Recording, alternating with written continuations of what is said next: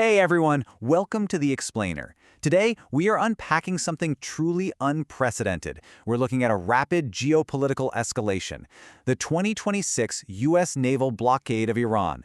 We'll be diving deep into the data, examining maritime trackers and official reports to understand exactly how this massive global standoff unfolded, right there on the water. So, let's just jump right in.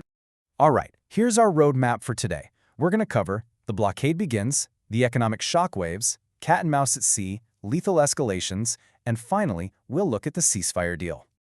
Okay, part one. The blockade begins. It is absolutely fascinating, and honestly a bit jarring, to see how fast a diplomatic stalemate can physically transform into a heavily armed barrier on the water. Just consider the sheer speed of this timeline.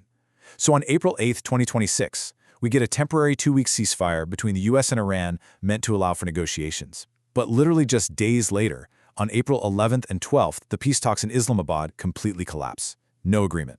And then, the very next day, April 13th at 10 a.m. Eastern Time, President Trump and CENTCOM ordered the immediate implementation of a U.S. naval blockade. Just like that. Now, as you might expect, the two nations define this blockade in starkly different terms. The U.S. stance framed it as a completely legal military enforcement measure following those failed Islamabad talks, saying it was rooted in international guidelines for blockading enemy ports. Conversely, Iran's stance was, well, the exact opposite. They called it an illegal act of piracy, a direct violation of that April 8th ceasefire, and straight up, an act of war. To really understand what was going down, we need to look at the strict parameters the United States set. According to CENTCOM, this blockade was a military operation specifically designed to prevent vessels from entering or departing the entirety of the Iranian coastline. Any vessel trying to do so without authorization, they were subject to interception, diversion, or even capture. But crucially, CENTCOM did state they wouldn't impede the freedom of navigation for ships that were traveling to or from non-Iranian ports. All right, moving on to part two, the economic shockwaves. Let's shift gears for a second from the military posturing to the immediate, massive global financial impact. Because when you choke off one of the world's busiest maritime arteries, the numbers move incredibly fast. Think about the staggering drop in Iranian crude exports. Back in 2025, the average volume of oil leaving Iran was 1.67 million barrels every single day. But by May 2026, under the crushing weight of this blockade, that number plummeted to just 260,000 barrels a day. That is the lowest amount in 6 years. It really just shows you the sheer effectiveness of this naval chokehold. So, the crucial point here is what that massive drop actually means in terms of hard currency. $4.8 billion. That is the Pentagon's official estimate of how much oil revenue Iran lost between April 13th and May 1st alone. Just to put that into perspective for a second, we're talking about an estimated cost to Iran of nearly $500 million every single day the blockade remained in effect. Absolutely wild. And of course, an economic shockwave of this magnitude triggered immediate global reactions. China and Russia strongly condemned the blockade. They warned of an economic earthquake and straight up labeled the move irresponsible. Israel, on the other hand, threw its full support behind the U.S. measure. Meanwhile, traditional U.S. allies like the UK and France kinda distanced themselves from the blockade. They opted instead to promote an alternative multinational task force focused more on de-escalation and freedom of navigation. They basically recognize that a chokehold here doesn't just hurt Iran, right? It threatens to spike energy prices and disrupt supply chains for everyday consumers all over the world. This brings us to part three, cat and mouse at sea. So what actually happens when a massive naval force, we're talking over 10,000 personnel and dozens of warships, tries to lock down an entire coastline? Well, you get a very high-stakes game of cat and mouse. Let's walk through some of the early interceptions.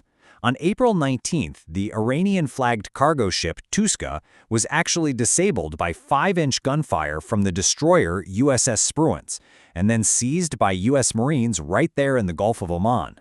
A few days later, massive oil tankers like the Tofani and the Majestic X were intercepted further out in the Indian Ocean. In fact, by late May, CENTCOM reported turning away a total of 94 vessels.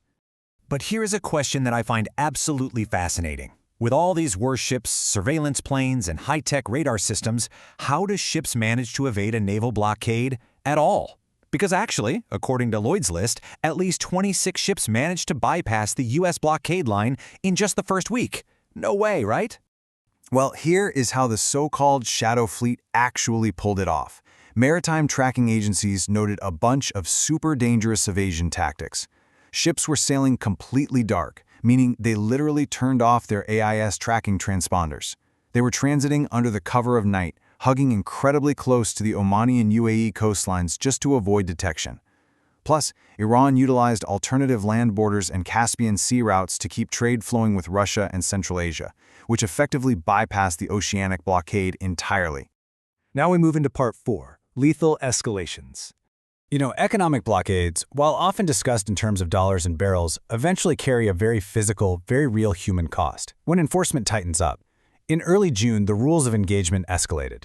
U.S. Central Command initiated kinetic strikes against non-compliant vessels that were suspected of conducting ship-to-ship transfers of Iranian oil in the Gulf of Oman. The Maravix, the Sudabella, and the Jalvir were all struck by precision Hellfire munitions. These were fired from F-18 aircraft launched off the USS Abraham Lincoln. The stated goal here was to surgically disable the ship's engine rooms. But unfortunately, these surgical strikes had devastating real-world consequences. Aboard the Sudabella, that missile strike into the engine room resulted in the deaths of 3 Indian seafarers, the chief engineer, and a deck cadet. It's a really sobering reminder of how mariners from completely non-combatant nations often find themselves caught squarely in the crossfire of these massive geopolitical conflicts. And the danger wasn't just coming from one side either. The Joint Maritime Information Center issued serious warnings of a substantial risk to navigation in the region. Iran was actively conducting retaliatory actions, launching attack drones and using naval mines. In one particularly terrifying instance, an Iranian missile warhead actually lodged into the hull of the Indian tanker Olympic Life. An explosive ordnance disposal team literally had to come in to remove it. So with commercial ships burning, billions of dollars hemorrhaging, and innocent mariners losing their lives, we really have to ask, how does a conflict like this actually end? How does the international community step back from the brink of total war in one of the most critical waterways on Earth? And that brings us to our final section, Part 5, the ceasefire deal.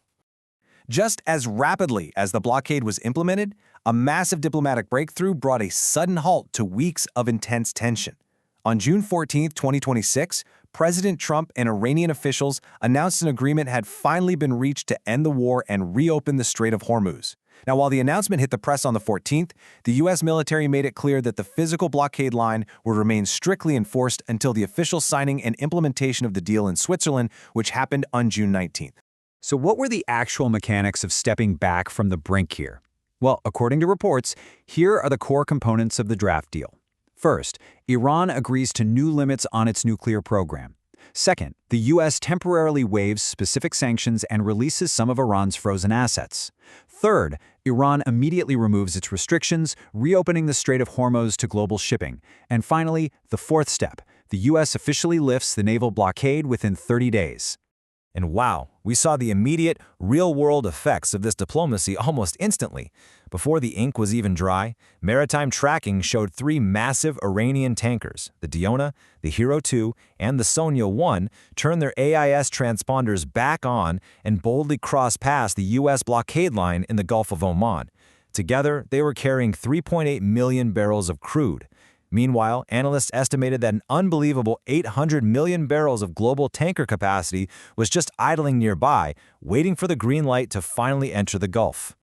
I want to leave you with this really insightful quote from BIMCO chief analyst Niels Rasmussen. He noted that despite the deal, shipowners are cautiously waiting for reassurance that the waters are not just permitted, but genuinely safe. And I think that perfectly encapsulates the current reality we're looking at. Treaties can be signed in a day, sure, but rebuilding trust in a heavily militarized waterway, that takes much, much longer. So are geopolitical agreements enough to permanently secure global supply chains? Are we simply waiting for the next spark in the Strait of Hormuz? Something to think about. Thank you so much for joining me for this explainer. Keep asking questions.